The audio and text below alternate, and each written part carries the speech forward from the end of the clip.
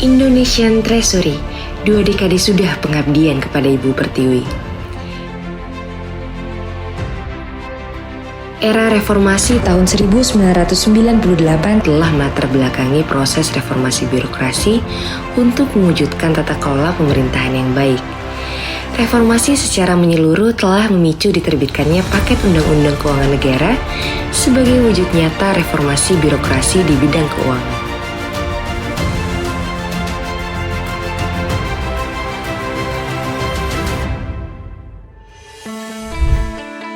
Pada dekade pertama, DJPB berfokus pada penataan birokrasi dalam pengelolaan perbendaharaan. Melalui Undang-Undang Nomor 1 Tahun 2004 tentang Perbendaharaan Negara, Ditjen Perbendaharaan dibentuk sebagai unit yang mengawal pengelolaan perbendaharaan yang modern dan inklusif. Pemisahan kewenangan dilakukan dalam fungsi ordonans sharing dan countable sebagai wujud transparansi pengelolaan keuangan negara. Penyusunan laporan keuangan pertama kali dilakukan tahun 2005 atas APBN tahun 2004 sebagai wujud akuntabilitas dan keseriusan dalam pengelolaan keuangan negara. Semangat reformasi birokrasi terus dikobarkan untuk meningkatkan pelayanan kepada stakeholder. Pemanfaatan teknologi informasi yang modern disertai penerapan pengendalian internal yang terpadu dilaksanakan untuk memberikan servis excellent kepada penerima manfaat. Implementasi Treasury Single Account diimbangi dengan sistem perbendaharaan anggaran negara dilakukan untuk memfasilitasi pengelolaan keuangan negara dari hulu ke hilir, mulai dari penganggaran hingga penyusunan laporan keuangan. Hasil yang dipetik dari modernisasi adalah opini WDP dari BPK atas LKPP tahun 2009 sejak pertama kali disusun tahun 2005.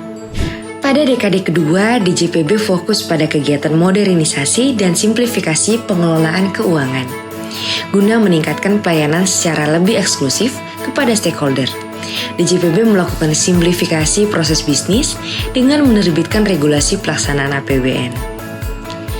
Modernisasi teknologi informasi secara gencar dilakukan melalui implementasi secara penuh, SPAN, dan MPN untuk mendukung pelaksanaan APBN. Standar akuntansi pemerintah ditetapkan guna memberikan pedoman dalam pertanggungjawaban APBN yang andal dan akuntabel. Pengelolaan kas secara aktif melalui Treasury Dealing Room dilakukan untuk manajemen likuiditas yang optimal dan efektif. Transformasi DJPB terus dilakukan melalui implementasi sakti secara menyeluruh, interkoneksi dengan berbagai sistem pengelolaan keuangan negara guna mencapai digitalisasi secara penuh pengelolaan APBN. Hari ini tepat 2 dekade Ditjen Perbendaharaan turut mengawal keuangan negara. Perjalanan 20 tahun menjadi bukti dedikasi dan ketekunan DJPB dalam menghadapi berbagai kesulitan dan tantangan.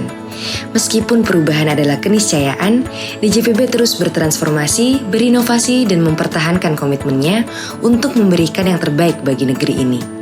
Ada asa yang terus dijaga dan ada mimpi yang ingin digapai. DJPB bertransformasi dan mengubah paradigma pelayanan publik yang pasif menjadi prime mover yang lebih responsif, efisien, transparan, dan berorientasi pada kebutuhan stakeholder strategis maupun masyarakat secara umum.